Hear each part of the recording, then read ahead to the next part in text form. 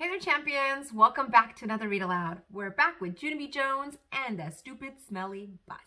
We're on chapter 4, which is called Me and Lucille and Some Other Kids. Some of the other bus kids turned out to be in my class too. One of them was that Jim I hate. Mrs. made us line up. Then we followed her to our room. Its name is room 9. There were other kids waiting by the door. When Mrs. unlocked it, everyone squeezed in all at once. That Jim stepped on my new shoe. He made a scratch mark on my shiny toe. The kind of scratch that licking won't fix. "Hey, watch it, you dumb Jim!" I hollered at him. Mrs. bent down next to me. "Let's try to use our quiet voice while we're in school," she said. I nodded nicely. "I hate that Jim," I said in my quiet voice. After that, Mrs. clapped her hands together very loud.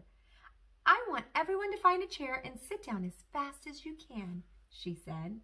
That's when I ran to the table with the red chair. Only guess what? There was already someone sitting there, a girl with little red fingernails. So I tapped on her and I said, "I would like to sit here, I think." "No," she said, "I am."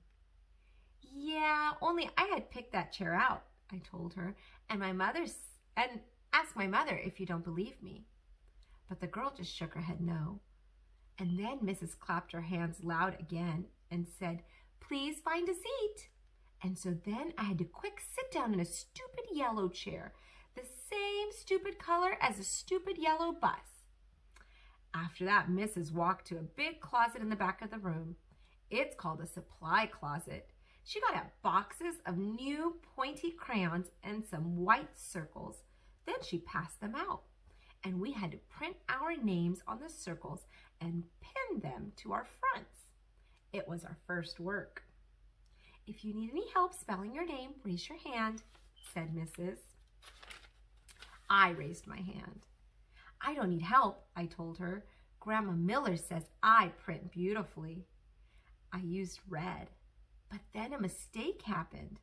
I made my Junie too big, and there wasn't any room left for B. And so I had to squish it very teeny at the bottom.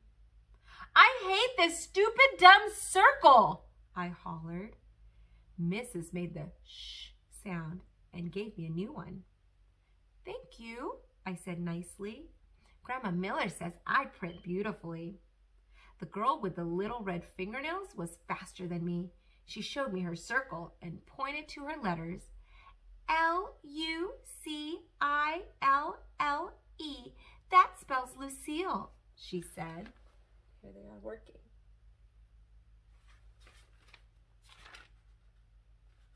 "I like that name of Lucille," I said. "'Cause guess why? Seals are my favorite animals. That's why." Then Mrs. passed out drawing paper and we drew pictures of our family. Mrs. put a happy face sticker on mine.